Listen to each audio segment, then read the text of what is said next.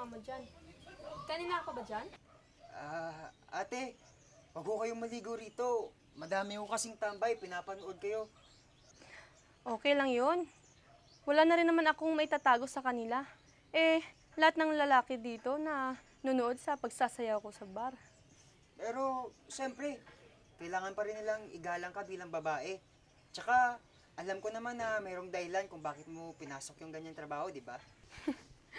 Bata ka pa talaga. Hindi mo pa talaga ako nakakilala sa lugar na to. Sige na, magbibihis na ako. May duty pa kasi ako eh. Hindi na ako bata. Tsaka, hindi kita hinuhusgahan sa kung anong klaseng tao ka.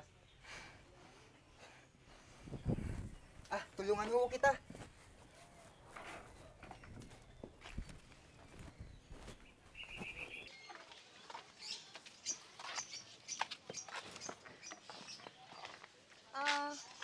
Ilagay mo na lang dyan. Sige ho. Kurt, ba't bang bait mo sa akin? Siguro, katulad ka rin ng mga lalaki dyan na gustong tikman ng katawan ko. Naku, nagkakamali ho kayo. Hindi ho ganun. May gusto sana akong aminin sa'yo. Gusto kita.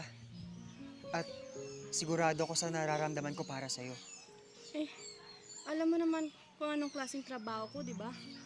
Ano na lang sasabihin ng mga magulang mo? Kaya ibalin mo lang sa iba yung nararamdaman mo. Hindi. Papatunayan ko sa'yo na mayroon pang kagaya kong lalaki na nagkakagusto sa'yo. Ang swerte ng magiging girlfriend mo. Pero hindi ako ang tao para sa'yo. Sandali. Hindi ako papayag. Kurt, okay ka lang? Kung kailangan mo ng kausap, nandito lang ako ha. Please lang, pabayaan mo muna ako.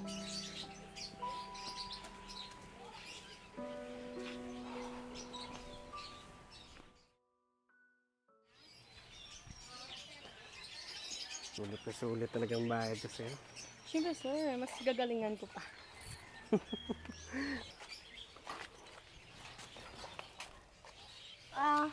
Sir, dito lang po ako. Salamat sa pag-atid ah. Bakit pa kasi hindi na lang tayo magsama? Kaya naman kitang buhayin para makaalis ka na sa trabaho mo sa disco bar na yan. Hindi po pwede yung sinasabi mo sir. Nagtatrabaho po ako para sa anak ko. Pera lang naman ang habol niya ng mga kagaya mo, di ba? Magkano ka ba? Bitawan mo ako. Serbisyo ko lang yung binayaran mo, hindi yung buong pagkatao ko. Pakipot ka pang putik ka. Kung sino-sino namang mga lalaki ang gumagalaw sa'yo. Hoy, bitawan mo siya.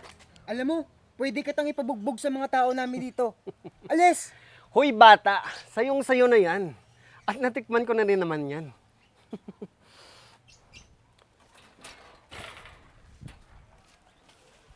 Salamat ha. Pero hindi mo na sana ginawa yun. Paano kung napahamak ka? Alam mo naman na hindi ko kayang nasasaktan ka. Kasi gusto kita.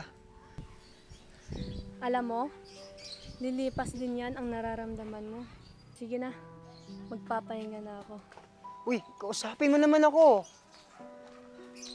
Kurt, bakit mo pinipilit yung sarili mo sa kanya? Pwede ba huwag kang makialam? Dapat nga ikaw po yung nakakaintindi sa akin dahil kaibigan kita. Kaibigan? Tagal na kitang mahal, Kurt.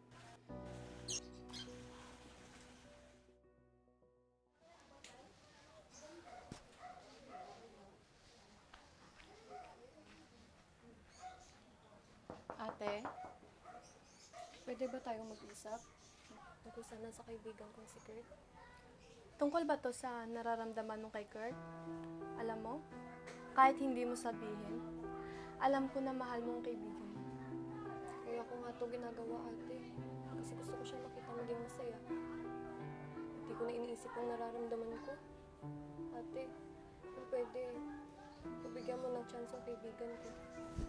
Bakit? Hindi mo ba siya kayang ipaglaban? Ate, kaya ko siyang ipaglaban, pero natatakot ako na baka ikaw naman ang piliin niya. Kaya mas mabuti na lang itago ko itong nararamdaman ko. Bes? Ba't nandito ka? Anong ginagawa mo? Wala. Napadaan lang. Ate, mauna na ako ha. Uy, sandali. Bes! Ano kayang nangyari dun? Ba't biglang umalis? Manhid ka ba?